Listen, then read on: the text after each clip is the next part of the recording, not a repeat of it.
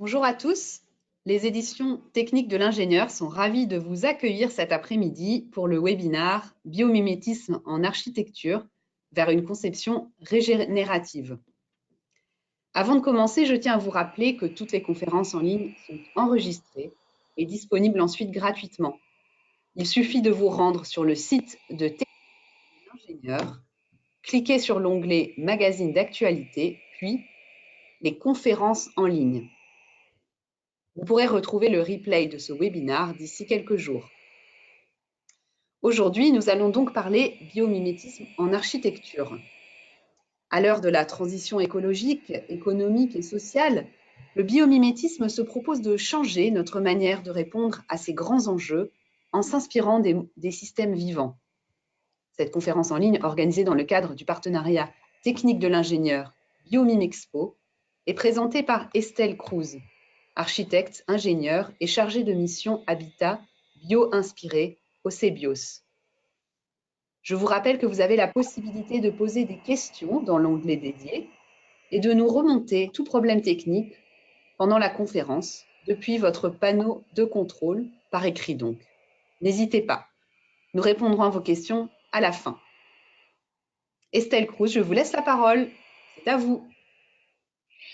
Merci, bonjour à tous. Déjà, merci pour cette invitation à intervenir justement dans le cadre de ce partenariat technique de l'ingénieur et Biomime Expo. Donc oui, l'objectif aujourd'hui, c'est de regarder ensemble la question de l'application du biomimétisme pour l'habitat et la ville. Et pour me présenter rapidement, donc Estelle Cruz, donc actuellement au CEBIOS en tant que chargée de mission Habitat, et aussi en thèse, en doctorat au sein du Muséum d'histoire naturelle, sur justement la question des enveloppes bio-inspirées des façades, donc comment optimiser, améliorer l'apport, optimiser les façades de bâtiments en allant s'inspirer du vivant. Et alors, avant de commencer et de plonger dans le sujet, quand on parle de biomimétisme, j'aimerais bien que vous preniez 15 secondes pour penser à quels grands exemples emblématiques vous avez en tête quand on parle de biomimétisme. Est-ce que vous avez en tête des animaux, des plantes en particulier qui vous viennent, qui ont inspiré des innovations ou des innovations?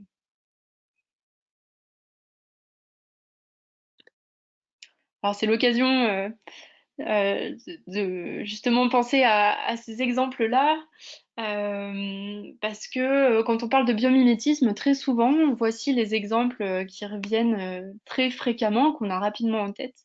Donc par exemple le velcro, le scratch, qui est inspiré de la fleur de Bardane. Donc on a une graine qui va s'accrocher aux fourrures des animaux pour se déplacer, pour justement se disséminer. Et donc ça a inspiré le scratch, donc une adhésion réversible sèche.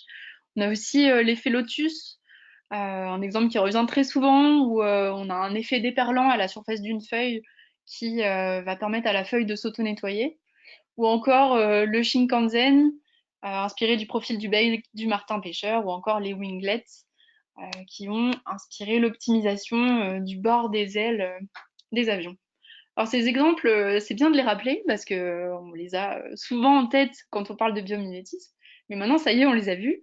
Et dans le cadre de cette conférence, on vous propose d'aller beaucoup plus loin et de voir plein d'autres exemples appliqués à l'habitat, parce il y en a plusieurs dizaines, justement, au-delà de ces exemples très emblématiques. Et donc, avant d'aller plus loin, donc on vous propose un quiz pour démarrer cette conférence et de réfléchir à, selon vous, quels sont les objectifs du biomimétisme entre ces trois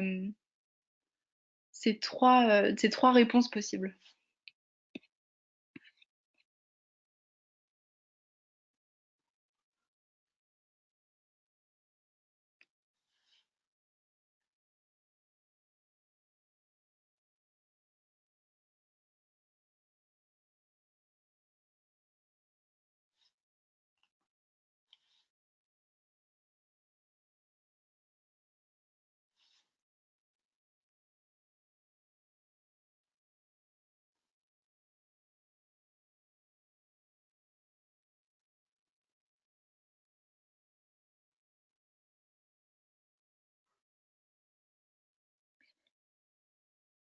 Alors dans les réponses, oui, quand on parle de biomimétisme, on va le voir juste après, on est vraiment à l'intersection entre la bio-inspiration et la durabilité.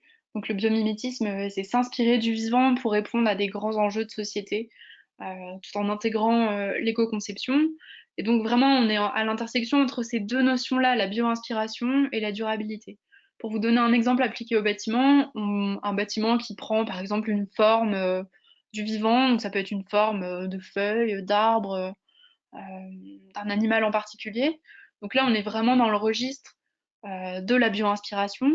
Mais si on intègre, on va s'inspirer de ces organismes-là biologiques pour répondre à des enjeux de durabilité, donc utiliser moins de matériaux, être plus économe en énergie, s'intégrer dans le cycle de l'eau, stocker du carbone, à ce moment-là, on va pouvoir parler de biomimétisme.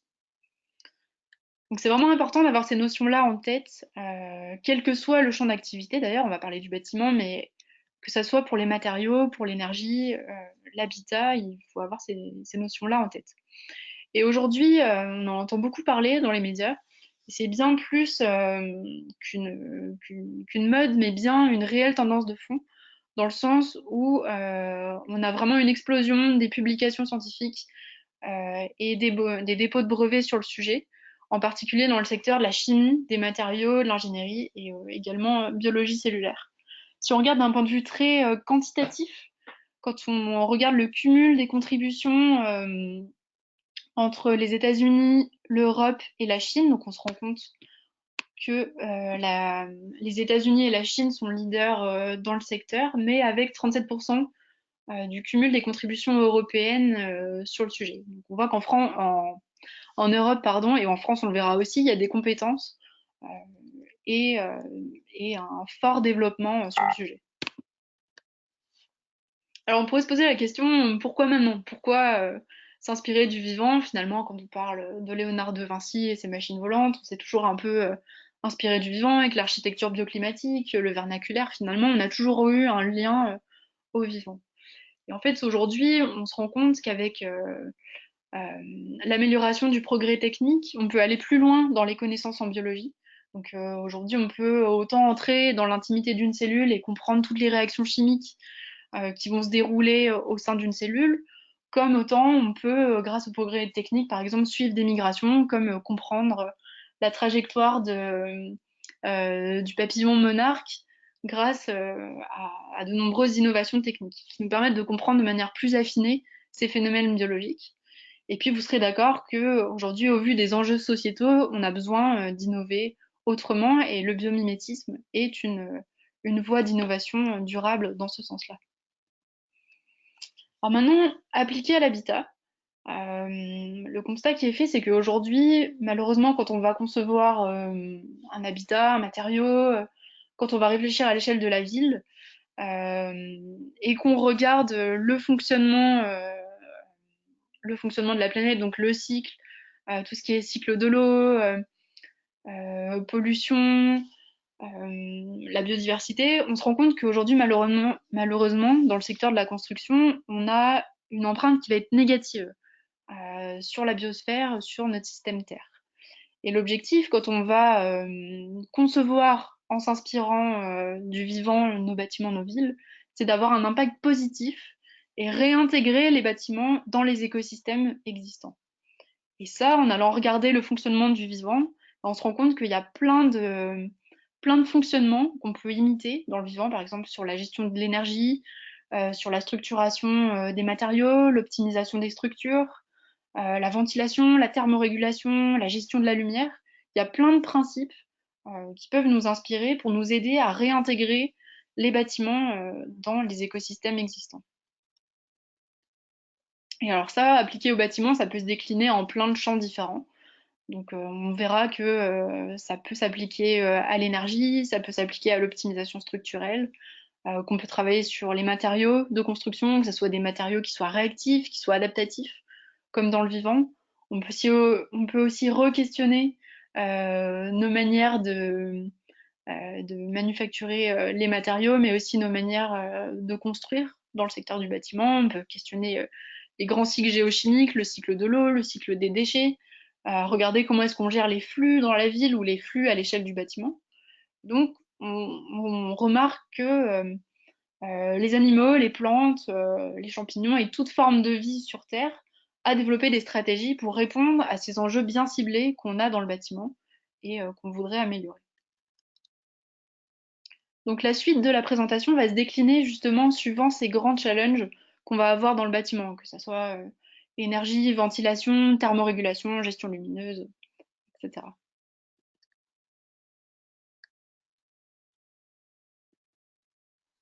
Alors si on commence par le bâtiment et qu'on regarde la question de la ventilation, alors il y a un bâtiment très emblématique qui s'appelle l'Eastgate Building, un bâtiment qui a été construit de 93 à 96 à Harare au Zimbabwe et qui est un bâtiment de bureau. Alors au rez-de-chaussée on a des commerces et qui est inspiré du système de ventilation des termitières.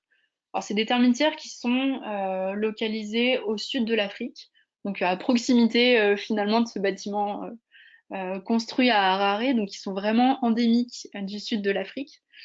Et l'architecte, le concepteur Mick Pierce, s'est inspiré de leur système de ventilation. Donc on voit une coupe en bas où justement les termites ont besoin d'élever un champignon qui vont pour elles digérer les matières organiques et elles vont ensuite consommer ce champignon-là.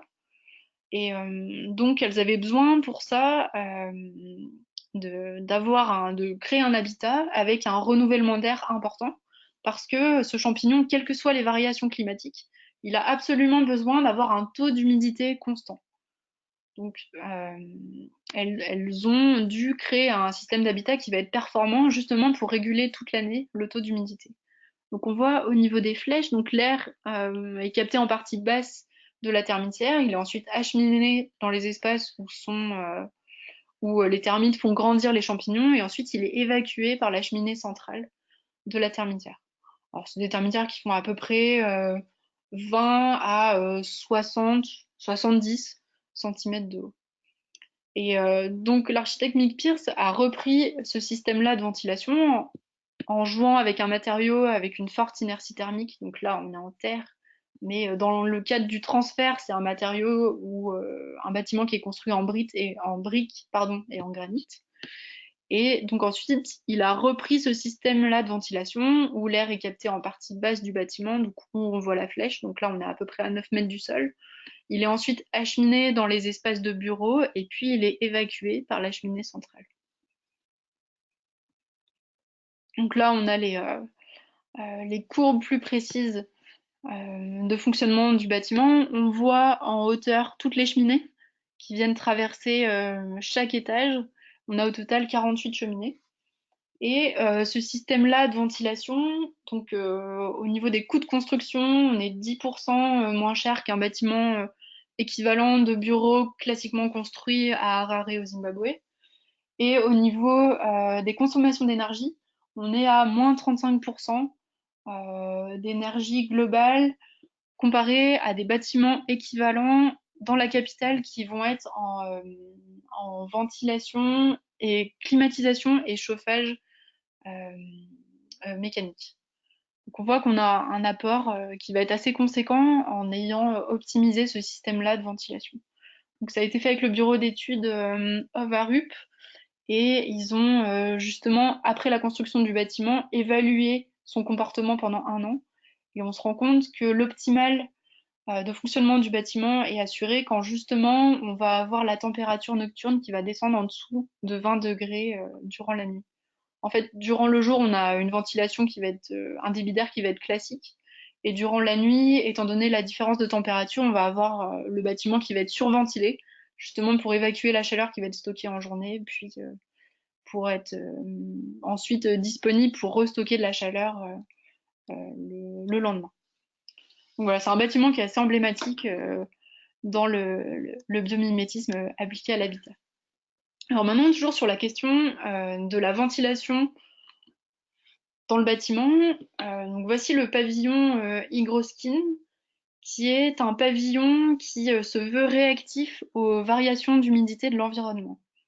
Alors dans le cadre de cet exemple, ils se sont inspirés de la pomme de pin, qui est, qui protège de l'humidité ces graines qui vont y être sensibles. Et donc, du coup, la pomme de pin va se fermer quand elle va détecter un taux d'humidité, enfin une humidité relative qui va être importante. Elle va mettre à peu près, elle va mettre plusieurs heures justement à se fermer, et donc pour protéger les graines. Donc on est sur un système de bilème où on a un matériau anisotrope qui justement va avoir des fibres de bois dans un sens et des fibres de bois dans l'autre qui vont permettre, en étant sensible à l'humidité, de s'ouvrir et de se fermer. Et les chercheurs en 2012, donc ça c'est les travaux d'Akim Menges qui sont menés à Stuttgart dans un laboratoire de recherche, et ils se sont appuyés sur une compréhension de ce mécanisme-là qu'ils ont ensuite transféré dans le cadre d'un pavillon pour réfléchir justement à la question de la décentralisation de l'ouverture et de la fermeture de la façade et de la gestion de la qualité de l'air, donc de la ventilation. Donc on voit le pavillon qui était exposé à Stuttgart, qui est aujourd'hui exposé à la FRAC d'Orléans, et où on peut du coup aller voir les variations d'ouverture et de fermeture du pavillon. Ils ont essayé de pousser le concept justement jusqu'au bout en travaillant sur des panneaux qui vont venir, qui peuvent être totalement auto-assemblés. On voit là sur le schéma, qui peuvent être totalement rangés et transportés d'un site à l'autre, vu que justement on est sur un pavillon. Et là, vous avez un zoom sur les différentes ouvertures, et suivant le taux d'humidité, le degré d'ouverture de la façade. Après, dans les autres exemples qui visent à résoudre des challenges dans le secteur de l'habitat, on a les travaux de l'université de Kyoto, du docteur Satoshi Sakai, qui lui a travaillé sur la question de l'îlot de chaleur.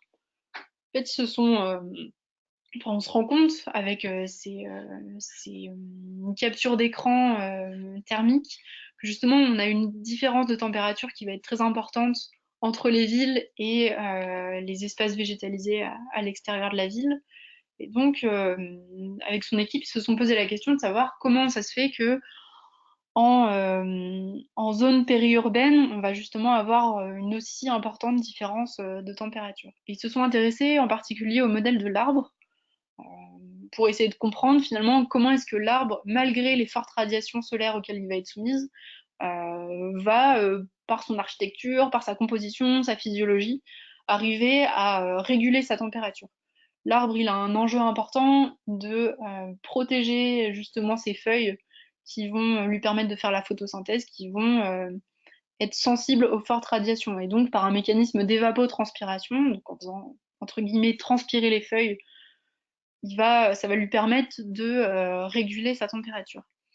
Mais on le verra un peu plus loin, dans le vivant, tout est multifonctionnel, et souvent on a des stratégies qui nous permettent, si une stratégie ne fonctionne pas, d'avoir d'autres stratégies qui peuvent prendre le relais et donc assurer les fonctions de régulation. Et le docteur Satoshi Sakai, lui, s'est intéressé à la géométrie de l'arbre, qui est fractale. Donc on a, si on prend une branche et qu'on la suit, ben on se rend compte qu'elle se redivise en une autre branche, qui se redivise en une plus petite branche, etc. On a vraiment un modèle fractal au niveau de l'arbre.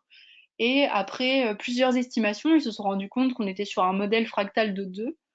Donc voilà, c'était la conclusion qu'ils avaient. Donc on a un objet du vivant qui a une dimension fractale donnée. Et puis ensuite, ils ont cherché un objet mathématique équivalent avec la même dimension fractale sur lequel ils pouvaient transférer ce principe-là. Et donc, ils en sont venus à designer le tétraèdre de Sierpinski qu'on voit là. Et en fait, ils l'ont finalement adapté pour le positionner en toiture. Donc, on a cet objet fractal qui est posé là en haut à droite, au-dessus d'une terrasse, par exemple, et qui va permettre d'avoir une ombre pleine aux heures les plus chaudes de la journée. Et donc, pour contribuer à lutter contre l'îlot de chaleur. Donc après, ils ont fait plein de tests, des maquettes pour essayer de l'appliquer à l'échelle de la ville. On est d'accord que ça pose plein de questions d'usage. Est-ce qu'on a envie que nos villes soient recouvertes d'un toit d'objets fractales? Mais en tout cas, ils ont fait les tests en se plaçant d'un point de vue purement physique, en fait, pour regarder si vraiment ça avait un effet et comment ça a impacté l'îlot de chaleur urbain. Et ils l'ont aussi, par exemple, appliqué en partenariat avec Shigeru Ban au musée, le Fine Art Museum à Taïwan, qui vient juste d'être terminé. Et donc, ils ont appliqué ces briques-là en toiture. Ils sont actuellement en train de faire les tests pour voir comment est-ce que ça impacte le comportement du bâtiment et comment est-ce que ça réduit la surchauffe, pardon, en été. Alors, on va le voir après, il y a beaucoup de travaux autour de la régulation thermique via l'enveloppe.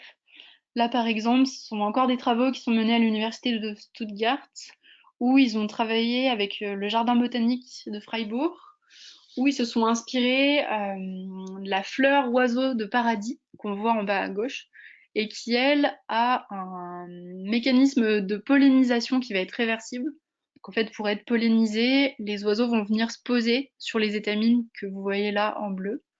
Et donc, avec son poids, ça va venir ouvrir la fleur, ça va ensuite déposer le pollen sur les pattes de l'oiseau, et puis en allant d'une fleur à l'autre pour récupérer le nectar, il va ensuite polliniser les fleurs.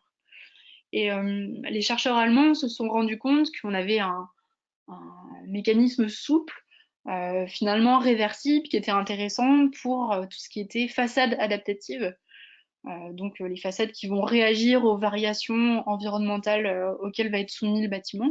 Et donc ils ont designé un système que vous voyez en haut à gauche, qui s'appelle le système Flechtofilm, où justement en envoyant une impulsion électrique en haut et en bas du système Flechtofilm, donc qu'on voit ici sur l'image. Donc là, si on envoie une impulsion électrique à ce niveau-là et en bas du brise-soleil, ben on va venir complètement le déformer et donc pouvoir ombrer la façade.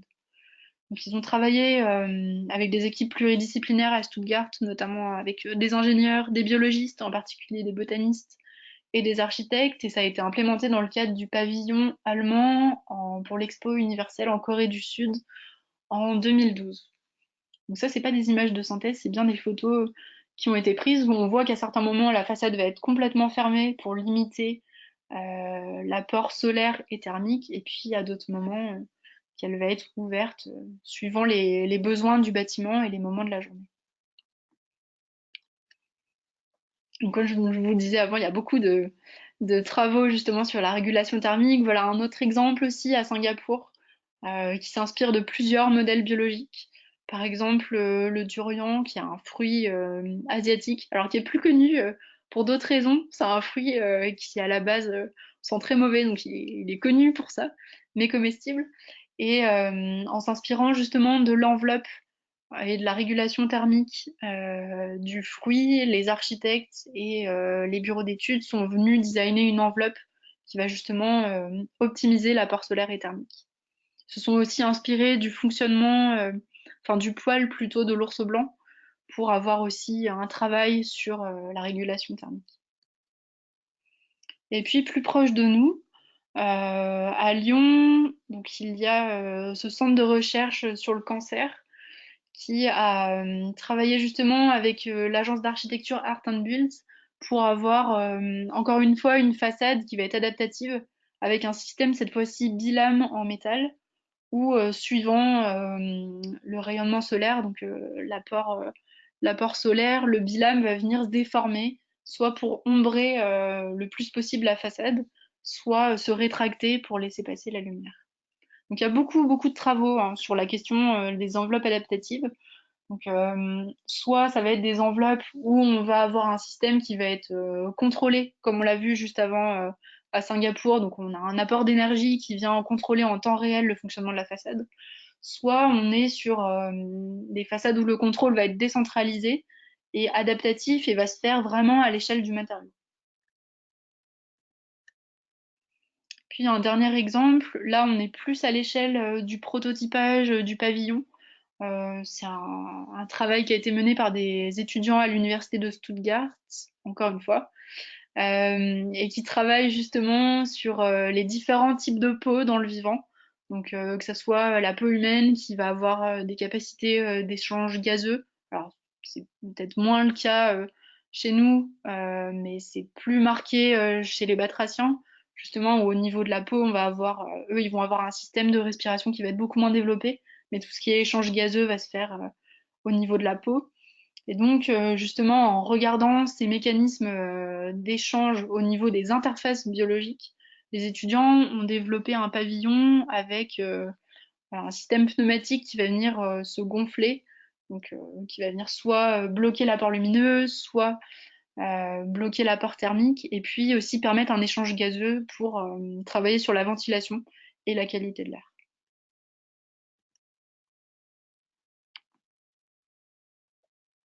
Alors maintenant, donc on a vu beaucoup la question énergétique, régulation thermique et lumineuse.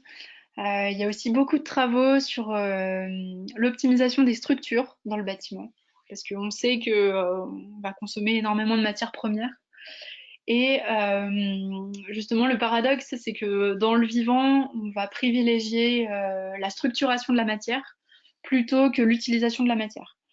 Donc, typiquement, ce qu'on voit, on a une toile d'araignée par exemple à droite, donc c'est des modèles du vivant qui sont assez emblématiques, justement des structures qui vont avoir beaucoup de propriétés mécaniques, qui vont être à la fois élastiques, déformables, mais en même temps solides.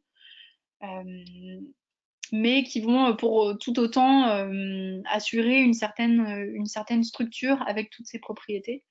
Donc l'architecte allemand Frei Otto a beaucoup travaillé sur ces projets-là et notamment appliqué dans le cadre du stade de Munich, dans le cadre d'expositions universelles, de pavillons et de bâtiments comme ce stade qui justement reprennent certains principes.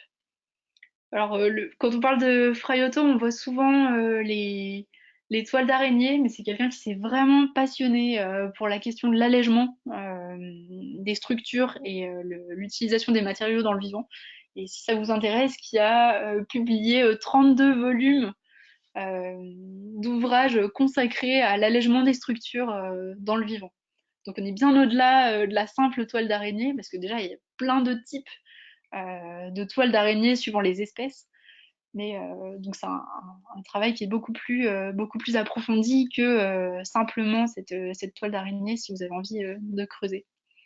Et justement, ces travaux, il a été vraiment précurseur sur ces questions de l'allègement des structures et ça a permis le lancement de ce laboratoire de recherche ITKE à Stuttgart, dont je vous ai présenté plusieurs exemples auparavant. Donc il y avait la pomme de pin, il y avait le flectophine et ce pavillon One Ocean qui a été présenté pour l'Expo universelle en 2012 en Corée du Sud.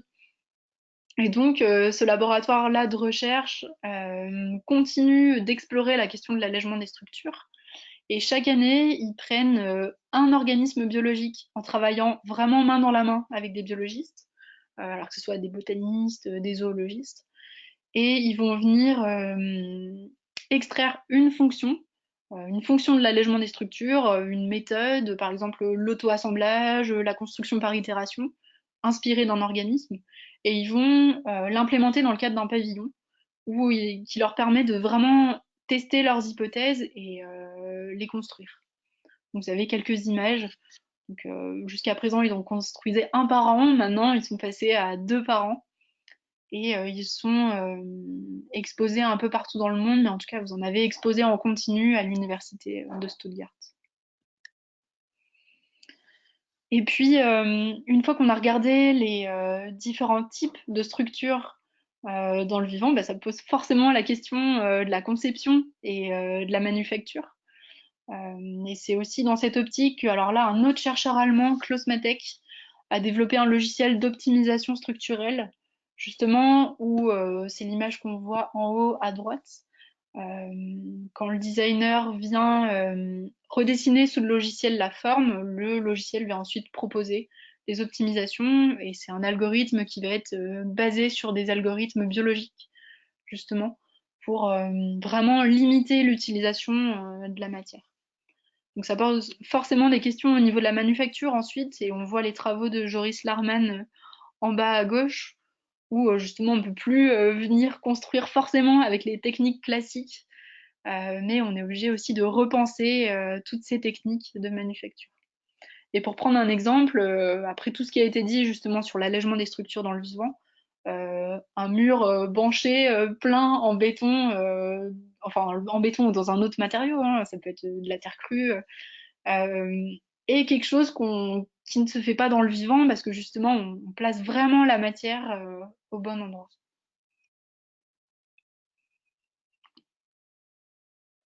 Alors maintenant qu'on a vu tout ça, tous ces exemples, euh, ça pose la question de ce qui a été dit en introduction, justement, sur l'impact, la construction aujourd'hui a un impact négatif, comment on fait pour aller vers un impact positif via le biomimétisme. Donc, en fait, les exemples qu'on a vus avant sont classés en fonction des challenges qu'on va avoir, nous, dans le bâtiment. Énergie, ventilation, structure, etc. C'est très exhaustif, on pourrait explorer plein d'autres sujets.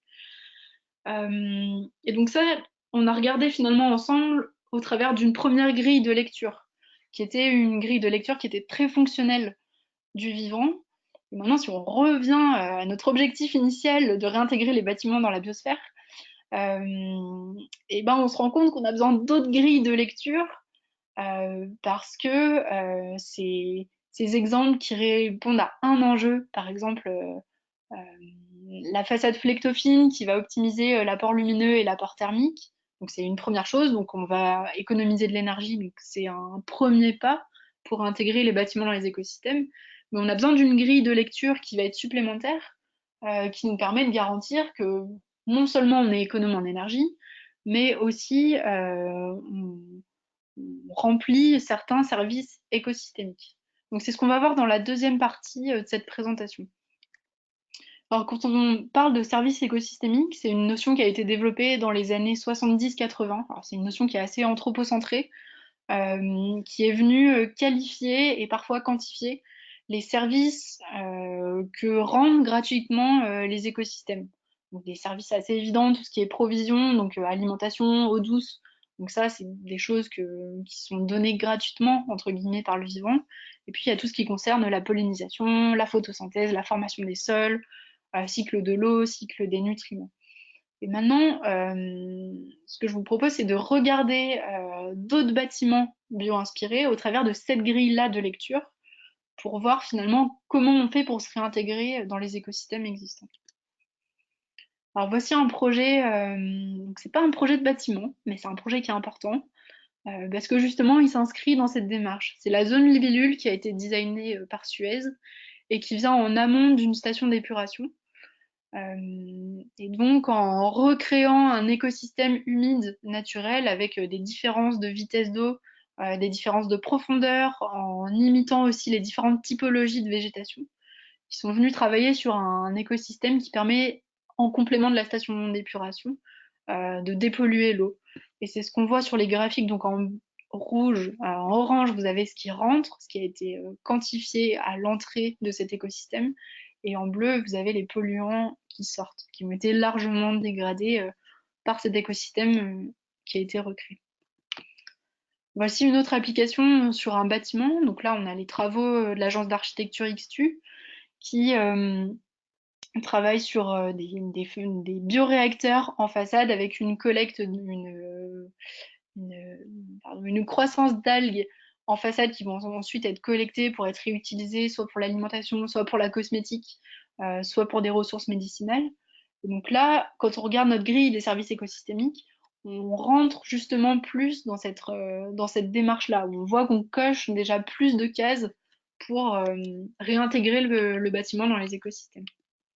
Et puis pour avoir une vision avec une échelle un peu plus large, ça c'est un projet, le Lloyd Crossing Project, qui a été mené aux États-Unis, où dans cette même démarche, ils ont voulu réhabiliter un quartier et ils se sont posé la question de finalement quels étaient les services écosystémiques initialement rendus par la parcelle, mais quand il n'y avait rien du tout, donc avant toute urbanisation. Et ensuite, il se pose la question, quand on doit réhabiliter ce quartier, finalement, comment est-ce qu'on fait pour revenir aux services écosystémiques initiaux, sans tout raser et remettre la forêt, bien sûr.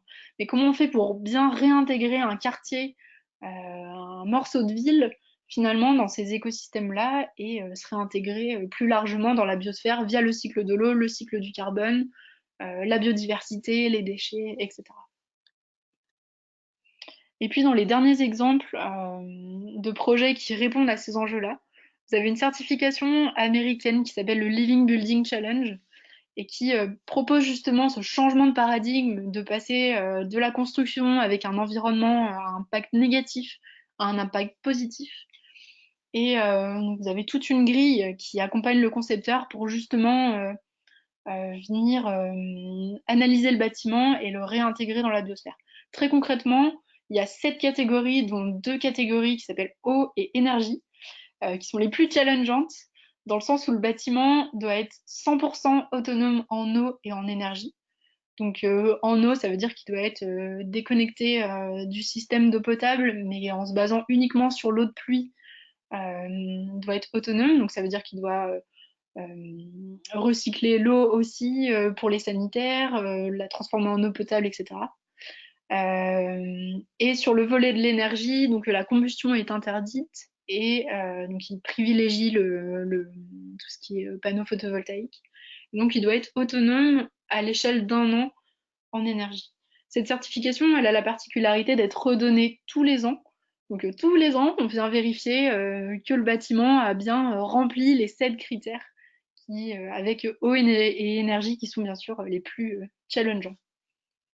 Aujourd'hui, il y a plus d'une centaine de bâtiments qui sont labellisés. Et je crois qu'il y a à peu près plus de 300 bâtiments qui sont enregistrés. Alors, il y a différents niveaux de certification, bien sûr, mais voilà, on est à peu près sur ces chiffres-là.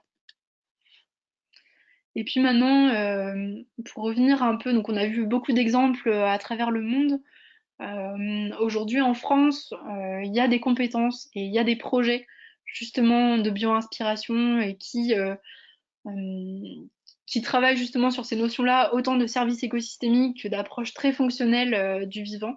Donc pour vous citer quelques acteurs comme ICAD, EFAGE, VICA, le Muséum d'Histoire Naturelle bien sûr, les agences d'architecture In Situ, Tangra, Mixtu, Parc. Donc voilà, on peut. Alors, je vous donnerai des liens à la fin pour justement aller creuser ces questions-là, mais il y a vraiment un champ de compétences et d'acteurs français qui travaillent aujourd'hui sur le sujet. Alors maintenant, tout ça, ça pose la question de la méthode, parce que voilà plein d'exemples d'organismes biologiques qu'on a vus tout à l'heure. Et on voit que souvent, on est sur une approche fonctionnelle, dans le sens où on prend un challenge, un organisme biologique et une fonction associée. Mais que par exemple, le vivant aurait beaucoup plus à nous offrir. Par exemple, on regardait tout à l'heure la termitière et le système de ventilation. Donc ça, c'est vraiment euh, quelque chose qui est important au niveau de la termitière, qui a été beaucoup exploité par les architectes. D'ailleurs, on entend souvent parler de bâtiments qui ont envie d'imiter ces fonctions-là. Mais en fait, si on regarde une termitière beaucoup plus largement, eh bien, elle va être intégrée dans le cycle de l'eau, dans l'endroit où elle va être positionnée. Elle va venir enrichir les sols. Elle va permettre le stockage du carbone. Donc, on voit qu'aujourd'hui, on pourrait aller encore plus loin quand on étudie un unique modèle biologique. Et d'ailleurs, pour faire la transition justement sur la question de la termitière, on va passer un petit quiz qui, selon vous, combien d'espèces de termitières existent-ils sur Terre? Sans utiliser Wikipédia, bien sûr.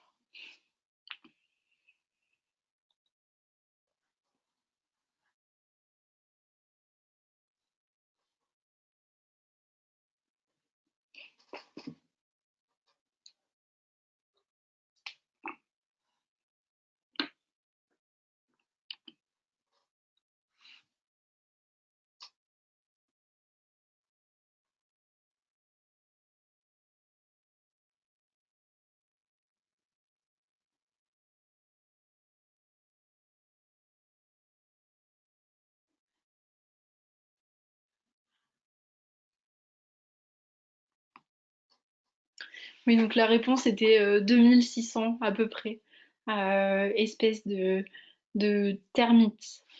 Et donc, au sein des 2600 espèces de termites, on a de la variabilité au niveau des typologies de termitières. Donc, vous pouvez avoir des termitières qui vont faire quelques centimètres, qui vont être complètement dans le sol. Vous pouvez avoir des termitières cathédrales qui peuvent faire jusqu'à 5 mètres de haut et qui ont un fonctionnement de ventilation qui va être différent. Vous avez les termitières Compass aussi en Australie qui, elles, vont être orientées nord-sud justement pour optimiser l'apport solaire. En fait, c'est pour vous faire sentir que souvent on s'intéresse à une espèce et une fonction, mais en fait c'est beaucoup plus large que ça. On a plein d'espèces sur Terre très différentes qui ont des fonctionnements très différents et donc un riche potentiel d'inspiration. Et donc dans cette optique-là, il y a des bases de données aujourd'hui qui se développent sur Ask Nature, justement, ou qui permettent suivant si on a un challenge, technique ou un organisme, on peut taper par exemple pomme de pin ou alors ventilation, humidité, et ça nous sort les listes d'organismes biologiques ou les listes de challenge suivant l'organisme qu'on a tapé. Il y a un travail, donc on voit qu'il y a vraiment un travail de fond à mener justement sur la méthodologie pour avoir accès à cette donnée biologique, parce que par exemple quand on est concepteur, architecte, ingénieur, promoteur, on n'a pas forcément des connaissances en biologie. Souvent, ça date de la terminale, donc c'est assez loin finalement du quotidien de nos métiers. Donc il y a un vrai enjeu de comment est-ce qu'aujourd'hui on démocratise cette donnée en biologie et comment on l'implémente dans les phases de conception d'un bâtiment, d'un matériau, d'une façade. Et puis la question des services écosystémiques présentée tout à l'heure est aussi un vrai enjeu de savoir quels sont les outils qui nous permettent d'intégrer ces réflexions-là dans le design. On a aussi beaucoup vu que la question de l'enveloppe est une question importante aujourd'hui. Comment améliorer les capacités de régulation de ces surfaces d'échange au niveau de la périphérie du bâtiment. Et donc, dans cette optique, il y a des travaux de thèse qui ont été menés à l'université de Delft, au MIT, qui sont menés aujourd'hui au muséum pour justement venir quantifier les performances de régulation des enveloppes biologiques. Et puis, pour terminer, donc on voit finalement que aujourd'hui on a partout dans le monde, en Europe et en France, clairement des compétences, donc que ce soit autant des acteurs de la construction, des industriels, mais aussi des chercheurs sur ces questions-là, autant que ce soit des méthodologies que de conception de bâtiments. On voit qu'il existe des bases de données, mais qu'il y a encore tout un travail de fond à faire aujourd'hui pour rendre cette donnée en biologie accessible. Et que ça passe par des ontologies, des thésaurus, différents moteurs de recherche justement pour accéder et pour venir modéliser cette information en biologie. Donc, ce qu'on disait juste avant, vraiment à l'échelle européenne, aujourd'hui, ce sont les Allemands qui ont surtout exploré ces données-là, en particulier sur la question des matériaux. Aujourd'hui, il y a plus de 100 structures de recherche en Allemagne qui travaillent sur la question des matériaux, de l'habitat bio-inspiré et soutenu par le gouvernement allemand à hauteur de 120 millions d'euros depuis 15 ans, qui soutient justement l'industrie et la recherche fondamentale, recherche académique, autour de ces sujets-là. En Suisse, on va avoir le PFL, et d'autres associations justement qui vont se structurer autour de ces questions avec en France plusieurs acteurs, dont le CBIOS au Royaume-Uni aussi. Et puis d'un point de vue un peu plus institutionnel, il y a eu de nombreux rapports depuis 2007 justement qui vont intégrer ces notions-là de biomimétisme et en particulier le ministère de la Transition écologique et solidaire travaille sur ces questions d'intégration à une échelle plus large du biomimétisme. Donc voilà, pour le remettre en France, on a vraiment des compétences. Alors, tout secteur confondu, là, on n'est plus que sur le secteur de l'habitat, mais autant que ce soit dans les matériaux. Donc, on voit que c'est là où on a le plus de compétences, de la chimie.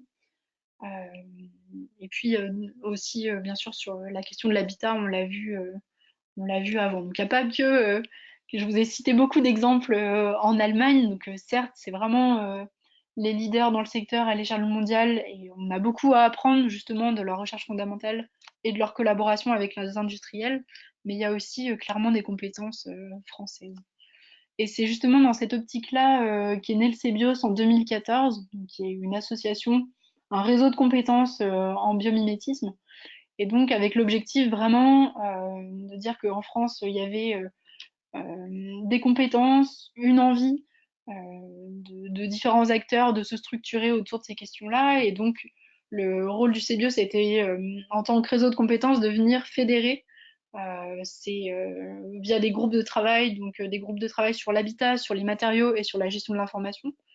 Contribuer à la recherche fondamentale en développant des outils. Donc, on a lancé des thèses qui sont très fondamentales et méthodologiques sur les outils de la conception et du biomimétisme, sur les enveloppes bio-inspirées et aussi sur les services écosystémiques appliqués au bâtiment. Et ça passe par des contributions à des travaux de recherche européens, comme par exemple des réseaux COST. Et puis, pour garder ce lien justement entre la recherche fondamentale et l'application, aussi se positionner sur l'accompagnement de projets pour voir concrètement et implémenter par exemple dans le cadre de concours Inventant la métropole du Grand Paris 2, comme dans le projet Ecotone, euh, implémenter de manière concrète le biomimétisme dans l'habitat. Puis voilà, pour vous présenter un panorama justement des acteurs qui sont aujourd'hui partenaires du CBIOS et impliqués justement dans cette démarche-là d'intégration de la bio-inspiration. Et puis plus récemment, depuis quelques années, on a eu plusieurs scientifiques qui travaillent sur ces sujets du biomimétisme dans tout secteur confondu, que ce soit la gestion de l'information, les bases de données, les matériaux, l'habitat, l'énergie aussi, qui sont venus rejoindre le conseil scientifique du CBIOS pour réfléchir de manière collective à quelles sont les grandes orientations qui doivent être prises collectivement pour le développement de la bio-inspiration dans ces différents domaines. Et puis donc voilà, pour terminer, l'importance de développer aussi la recherche fondamentale, notamment via des thèses qui permettent aussi par la suite, qui sont des thèses chiffres, de tester les outils qui sont développés dans le cadre d'applications concrètes.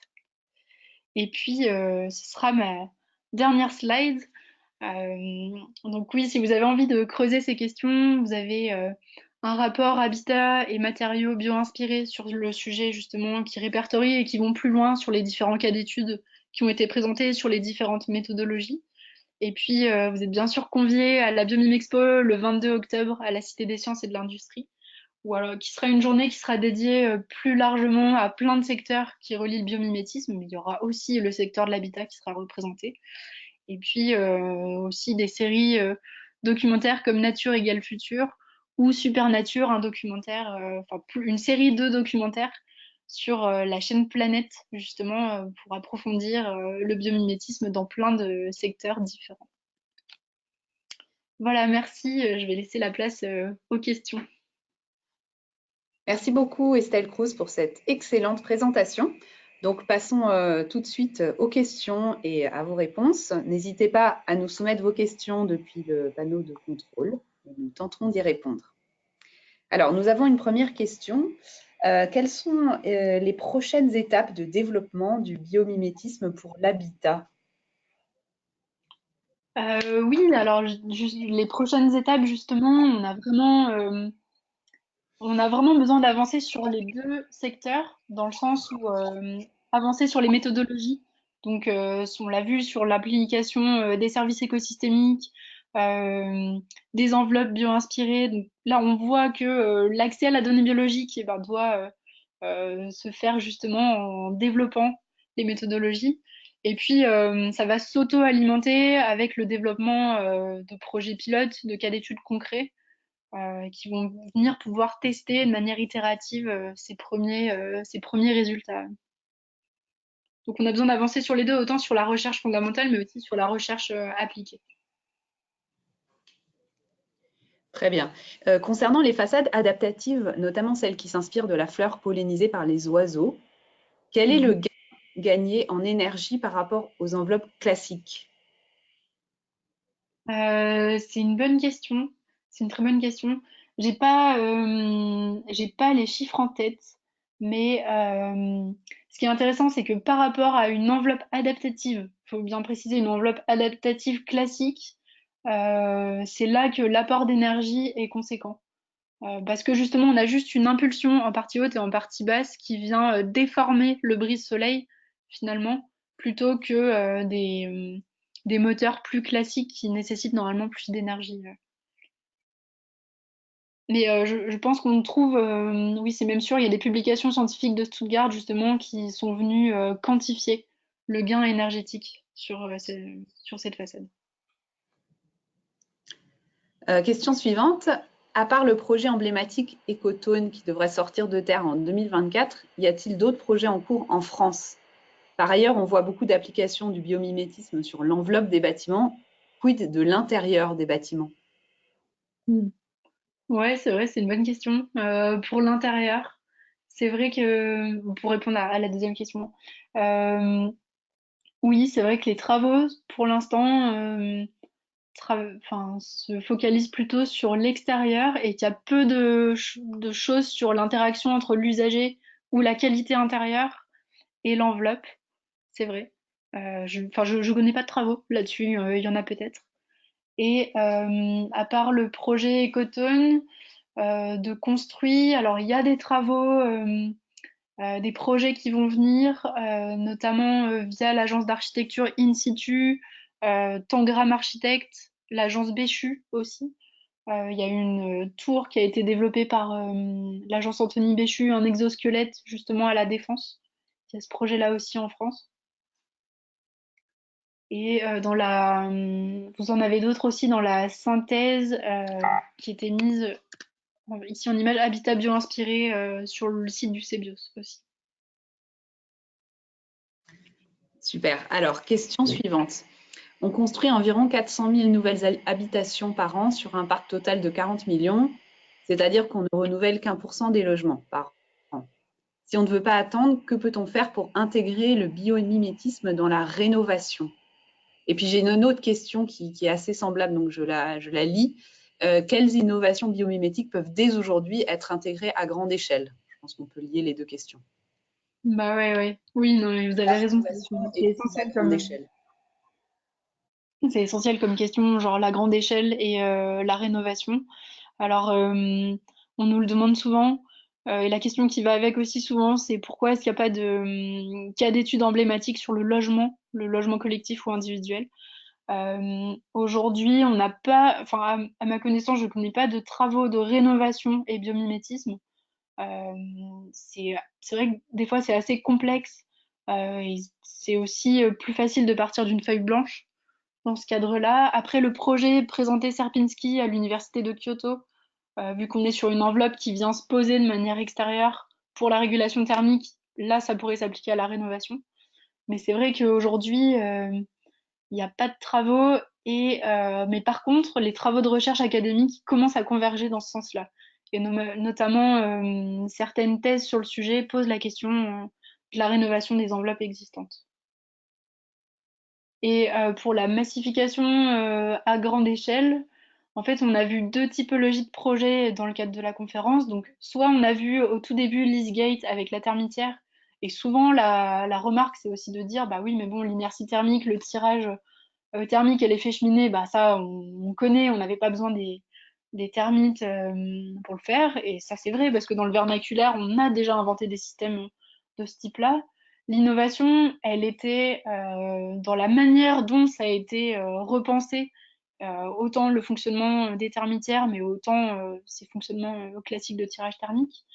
Et donc, pour répondre à la question, l'innovation, soit du biomimétisme, elle peut être dans le réassemblage de techniques constructives bien connues, là en l'occurrence de la brique et du granit et des cheminées. Donc ça, c'est plus facile à mettre en œuvre, c'est plus immédiat, et on est un peu plus sur du low-tech que de la façade adaptative. Soit on est dans un autre cas de figure qui est plus de la recherche fondamentale, comme on l'a vu avec les enveloppes adaptatives, qui là nécessite un peu plus de R&D et donc moins facile à massifier tout de suite. Très bien. Un peu dans le même ordre d'idée, nous avons une question sur le frein financier de ces structures biomimétiques. Est-ce que aujourd'hui c'est un vrai frein? Est-ce que du coup, ça reste des petits projets un peu spéciaux, ou est-ce qu'il y a dans l'avenir une possibilité que ces freins financiers puissent être levés par rapport au biomimétisme? Oui, alors du coup la question d'avant répond un peu de dire que bah, c'est soit des systèmes constructifs classiques qu'on connaît, qu'on peut mettre en œuvre facilement à des coûts connus, contrairement à de la recherche fondamentale où bah, là on a besoin d'expérimenter et ça se fait par itération. Donc au début forcément c'est un coût qui est un peu plus qui est un peu plus important. Donc enfin dans certains cas, donc oui si on est sur de la recherche fondamentale appliquée ça peut avoir un coût et c'est pour ça qu'on le voit souvent plus sur des opérations emblématiques, comme par exemple des musées, des bâtiments de collectivité, bâtiments publics, musées, etc. Mais aussi un frein, enfin un autre élément de réponse, c'est qu'aujourd'hui, la question du biomimétisme vient s'intégrer petit à petit dans les cahiers des charges de par exemple certaines collectivités. Donc ça peut être un levier sur lequel s'appuyer pour travailler sur une massification ou sur du moins le déploiement de l'approche. Une question également sur le côté législatif. Est-ce que le biomimétisme inspire des lois présentes et futures sur l'éco-conception et doit-on en passer par là à l'avenir? Euh, ça, je ne saurais pas dire s'il y a des lois, des législations. Pour le moment, je pense que c'est pas assez mature, peut-être. Même si les choses s'accélèrent, on le voit depuis les dernières années, on a des bâtiments, des méthodos qui émergent. En tout cas, je sais qu'il y a une norme ISO 18 000, euh, 18 458 biomimétisme, justement, qui se rapprocherait peut-être plus d'un élément de réponse, justement, qui vient un peu donner des définitions précises et pour tous. Alors, dernière question, finalement, n'est-il pas trop tard pour le biomimétisme étant donné le contexte de réchauffement climatique et de détérioration de nos écosystèmes? Ouais, c'est une bonne question. Euh, Bah, je dirais que aujourd'hui on voit en tout cas tout le potentiel de l'outil. On l'a vu avec les services écosystémiques, on l'a vu avec ces bâtiments qui vont consommer moins d'énergie, qui vont permettre la réintégration de la biodiversité, se réintégrer dans les cycles de l'eau. Donc on a clairement un élément de réponse qui, on l'a vu, soit peut mettre du temps à être mis en œuvre parce que ça fait appel à de la recherche fondamentale, soit peut être mis en œuvre rapidement. Donc, étant donné ces deux niveaux de mise en œuvre et de coût, je pense qu'aujourd'hui, c'est des questions qui sont d'actualité et donc pas trop tard pour les implémenter. C'est la fin de notre webinaire Biomimétisme en architecture. Merci beaucoup Estelle Cruz. Merci à Merci, merci à notre partenaire Biomimexpo. Voilà, les éditions techniques de l'ingénieur sont ravis d'être le partenaire de vos projets industriels et scientifiques. Nous vous remercions de votre présence cet après-midi et nous vous donnons rendez-vous pour un prochain webinaire. Au revoir.